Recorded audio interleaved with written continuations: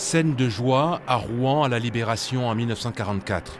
À ce moment de la victoire sur les nazis, la population ignorait comment les Alliés avaient libéré les villes et villages à l'est de la ligne Rouen-Dieppe-Abbeville dans la Somme. Historien, journaliste et spécialiste de la Deuxième Guerre mondiale, Thierry présente dans son dernier livre un nouvel aspect méconnu des combats en Seine-Maritime. Dans cet ouvrage très documenté avec des photos inédites, l'auteur raconte notamment l'incursion des troupes canadiennes par le pont d'Opley sur la rive droite. Le génie canadien s'est affairé à consolider le pont dans la nuit des 30 et 31 août. Et aussitôt après, les premiers véhicules, des blindés légers canadiens, puis britanniques, ont traversé la Seine à cet endroit.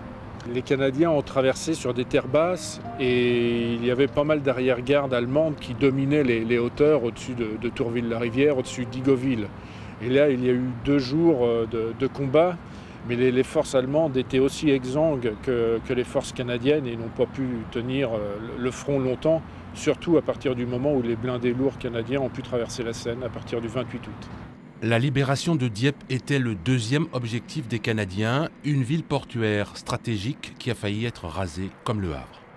2 motocyclistes canadiens qui sont descendus dans Dieppe et qui ont été accueillis par 2 policiers et des civils en liesse et qui ont pu constater qu'il n'y avait aucun Allemand en ville.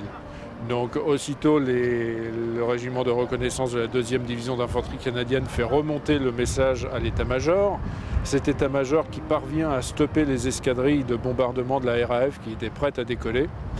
Et le soldat qui a envoyé le message à l'état-major a été décoré de la Légion d'honneur pour avoir sauvé la ville de Dieppe.